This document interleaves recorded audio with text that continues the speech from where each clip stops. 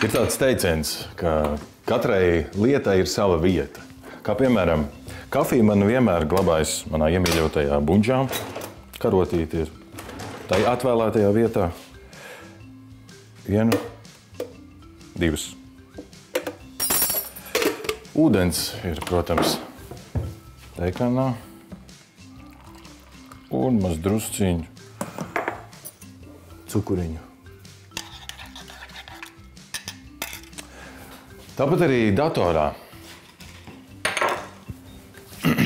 Visa informācija glabājas tā sauktajā cietajā diskā, kas atrodas datora iekšpusē, bet vaļā neskrūvēsim, labāk nekad to nedariet.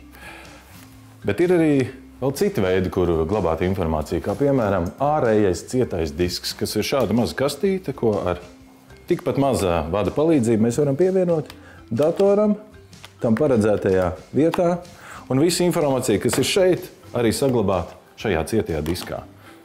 Ir arī vēl tāds atmiņas glabāšanas veids, kā šis, kas ir līdzīgs šķiltavām. To mēs saucam par zibatmiņu vai tautā dēvēto flešku. Tai arī ir paredzēta vieta datorā, iespraužam, un bez nekādām problēmām, jebkādu informāciju mēs varam arī iegrūst šajā fleškā. Ir arī mazāki priekšmeti, kur glabāt informāciju, kā piemēram atmiņas karte. Viņas ir dažādi izmēri un pārsvarā tās tiek lietotas fotoaparātos vai vietālruņos.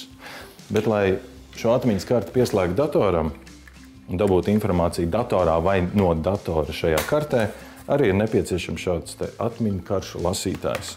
To mēs arī ievietojam attiecīgajā vietā, un visa informācija plūst no vienas puses uz otru. Gandrīz aizmirsu. Ir arī CD kompaktdisks, kur arī var ierakstīt kādu mūziku vai kādu filmu, bet tā laikam ir jau pagātne. Disks. Šajā ir vismazāk vietas atmiņai. Un pārsvarā diski saskrāpējas vai vienkārši tos nav iespējams nolasīt, un tāpēc atbrīvojamies.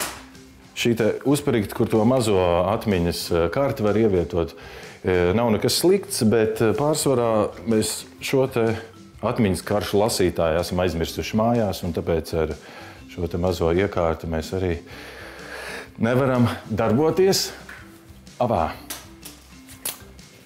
Šis te flash vai šķiltām līdzīgā iekārta nav nekas slikts, un tur var saglabāt ļoti daudz ko, bet nepietiekami daudz, kā dažreiz gribētos. Un arī bieži mēs viņu pazaudējam savās kabatās vai aizmirstam otrā žaketē. Protams, ārējais cietais disks un iekšējais cietais disks ir ļoti labs veids, kā saglabāt tūkstošiem, miljoniem informācijas, bet bieži vien ārējais disks pazūd, vai kāds to nozog, vai tas nokrīt zemē un nedarbojas, un visi faili ir zaudēti. Bet mūsdienās ļoti lielu popularitāti ir iegūs veids glabāt datus internetā. Tā saucamajā mākonī. Tu vari atrasties jebkurā vietā, pie jebkuras ierīces. Tev ir tikai nepieciešams internets, un tu piekļūsi saviem datiem.